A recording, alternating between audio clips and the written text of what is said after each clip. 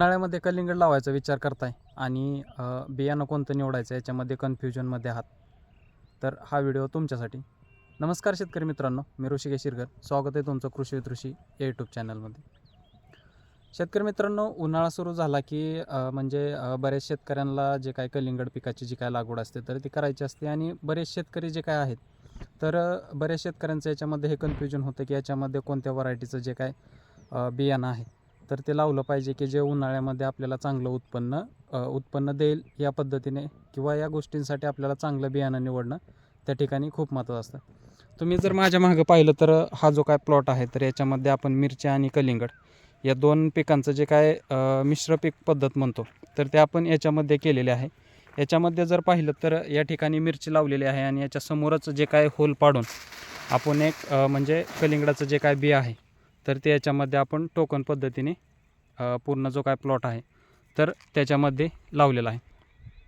तर यामध्ये आपण बियाणं कोणतं वापरलं आहे तर तेच आपण या व्हिडिओमध्ये पाहणार आहे आणि तेच बियाणं का वापरलं तर तेही पाहणार आहे.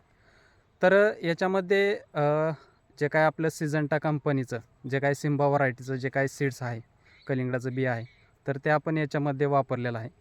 तर बरेच शेतकरी म्हणतील की तू याच्यामध्ये ह्या कंपनीचं प्रमोशन करतो, तर त्या पद्धतीचं काहीही नाही. कारण शेतकऱ्यांना उन्हाळ्यामध्ये चांगल्या क्वालिटीचं किंवा चांगल्या दर्जाचं जे काय उत्पन्न आहे तर ही क्वालिटी ही जे काय सीड्स आहे किंवा ही जे काय सिजंटा कंपनीचं सिम्बा व्हरायटीचं जे काय सीड्स आहेत कलिंगड आहे तर त्याच्यापासून आपल्याला मिळालेलं पाहायला मिळतं. कारण जे काय इथून मागे 1-2 वर्षापूर्वी जे काय 1-2 वर्षापासून किंवा याच्या अगोदर जे काय कलिंगड करणारे जे काही शेतकरी होते तर त्यांच्या म्हणण्यानुसार आहे की ज्यावेळेस हे उन्हाळ्यामध्ये आपण याची लागवड केल्याच्या नंतर याचा जो काय आकार आहे जे काय कलिंगडाची साईज आहे तर तीही याच्यामध्ये चांगली झालेली पाहायला मिळते. 3 किलो ते 5 किलोच्या आसपास आपल्याला याच्यामध्ये जी काय साईज आहे तर ते उन्हाळ्यामध्ये आपल्याला पाहायला मिळते. दुसरी गोष्ट जे काय ताण शोषण्याची ताण सहन करण्याची जी काही क्षमता आहे तर ती या कलिंगडाच्या वाणामध्ये जास्त आपल्याला पाहायला मिळते. याच्यावरती वातावरणाचा थोडा इम्पॅक्ट असेल किंवा दुसरा उन्हाचा जो काय परिणाम आहे तर ती याच्यामध्ये सहन करण्यासाठी आपल्याला त्या ठिकाणी खूप साऱ्या प्रमाणामध्ये मदत झालेली पाहायला मिळते. ही जी काय वाण आहे तर ही जी काय मॅनेजमेंट आहे तर ते आपल्याला त्याच्यामध्ये सहन झालेला पाहायला मिळतो.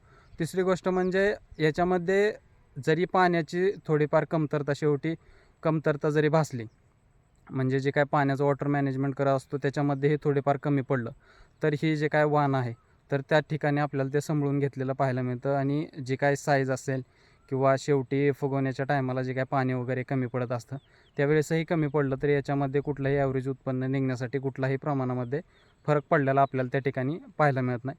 त्यामुळे जे काय सिजंटा कंपनीचं सिम्बा व्हरायटीचं जे काय सीड्स आहे तर त्या उन्हाळी कलिंगड लागवडीसाठी आपल्याला त्या ठिकाणी उत्तम दर्जाचं किंवा उत्तम क्वालिटी काढण्यासाठी आपल्याला त्या ठिकाणी नक्कीच फायदेशीर ठरेल.